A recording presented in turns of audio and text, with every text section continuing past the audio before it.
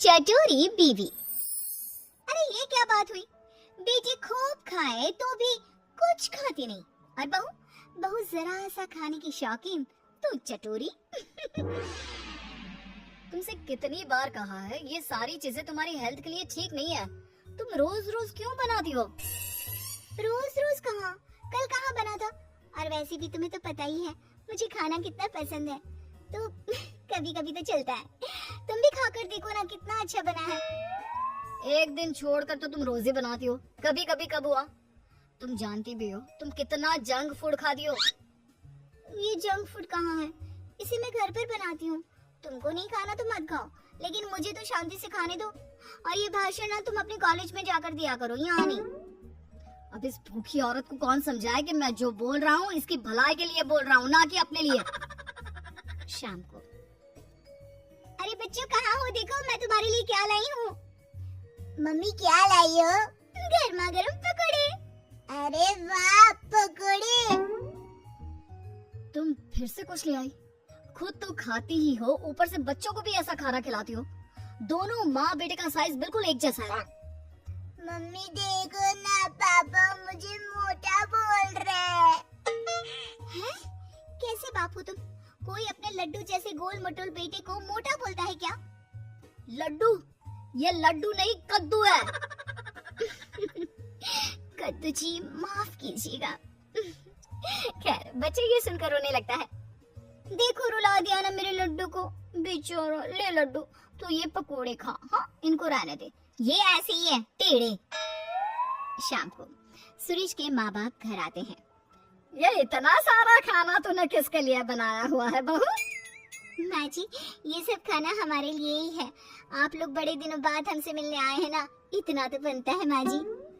माँ ये जो बोल रही है ना आपके लिए, वो आपके लिए नहीं है, उसने खुद के लिए बनाया है। माँ जी आप ना इनकी बातों पर ज्यादा ध्यान मत दीजिए, इनकी तो आदत ही है मजाक करने की। आप खाना खाइए ना। बहू खाना तो बहुत अच्छा बना है, एकदम चटपटा। लेकिन हमारी उम्र में लोग चटपटे से ज्यादा सादा भोजन खाना पसंद करते हैं।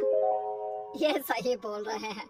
वो क्या है ना बहू, हम लोगों की उम्र में ऐसा खाना पचने में बहुत टाइम लगता है, नहीं तो ऐसा खाना कौन ना खाना चाहे। तो माँ जी खाइए ना, एक ना एक दिन सबको जाना ही है, तो खाकर क्यों ना जाया जाए। अरे ये तुम क्या बोल रही हो, होश में तो हो। अरे एक दिन सबको जाना है तो क्या सड़क में गाड़ी के नीचे लेट जाए? लगता है खाना तीखा बनाते बनाते बहू की जुबान भी बहुत तीखी हो गई है। बहू सोच समझ के तो बोला करो कि क्या बोल रही हो। माँ जी आप थोड़े दिन और रुक जाइए, मैं आपको रोज ऐसा खाना बनाकर खिलाऊंगी, फिर तो आपका पेट भी इसकी इजाजत दे देगा। बेटा लड़का है, बहू ऐसा खाना खिलाकर मेरा पत्ता जल्दी काटने का सोच रही है। भगवान बचाए ऐसे बहू से। ठीक है माँ जी, लेकिन थोड़ा खाना और तो लीजिए। नहीं नहीं बहू मेरा बस हो गया। और ससुर जी आपको तो लेना ही होगा। अरे नहीं बहू रहने दो, मेरा भी बस हो गया। वो क्या है ना, मुझे डॉक्टर ने आजकल कम खाने को कहा है। अरे पूछना बंद करो, तुम्हें समझ में नहीं आता। वो इस खाने को खाना नहीं चाहते। ये खाना हम ही क्या, अगर कुत्ते बिल्ली को भी खाने को दोगी ना तो वो भी ना खाए, इतना तीखा है। तुम तो अपना मुंह बंद ही करो, तुम लोग नहीं खाओगे तो क्या हुआ, मेरा प्यारा बेटा जरूर खाएगा। इतने में बच्चा दौड़ कर आता है। लो आ गया, शैतान का नाम लिया और शैतान हाजिर। खिलाओ इसको और गेंडा बना दो। अरे लड्डू, ये लड्डू कद्दू में कैसे बदल गया, कितना मोटा हो गया है। सच्ची दादी मैं मोटा हो गया क्या? लेकिन माँ तो बोलती है मैं वैसा का वैसे ही हूँ, 1 इंच भी नहीं बढ़ा। अरे कितना कमजोर है मेरा बच्चा। आए मेरा बच्चा। सच कहा, तुम्हारी माँ ने तुम्हें 1 इंच भी नहीं बढ़ने दिया, बस पेट बाहर आता जा रहा है। माँ जी ये आप क्या बोल रही हैं? कहाँ है मेरा बेटा मोटा? इसे तो तंदुरुस्त बोलते हैं। तब तो मुझ जैसे को हड्डी बोलते होंगे ना। आप सभी लोग ना मेरे बेटे और मेरा मजाक मत उड़ाइए। चल बेटा हम चलते हैं हमारे कमरे में, वहीं जाकर खाएंगे। ऐसे ही सुरेश की बीवी कुछ न कुछ नया बनाकर खाती रहती थी। लेकिन एक दिन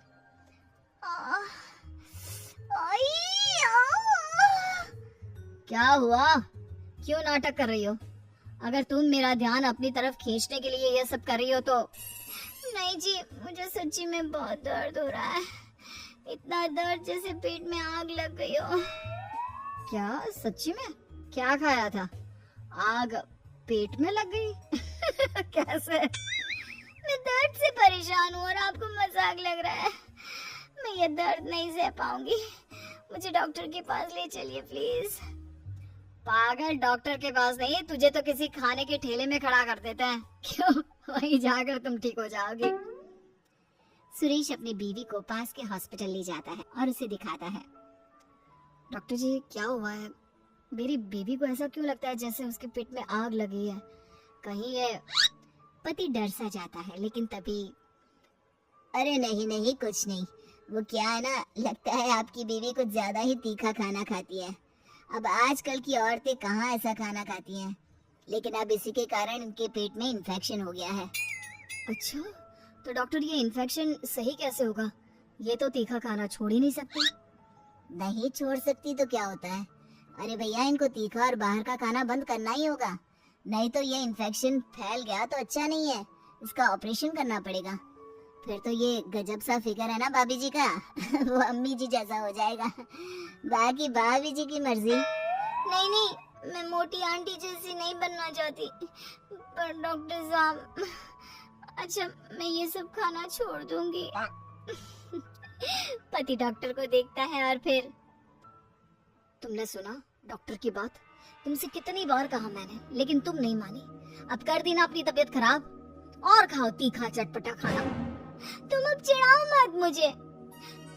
अच्छा, तुम ये डॉक्टर से पूछ कर आओ ना कि हफ्ते में एक दिन खा सकते हैं क्या?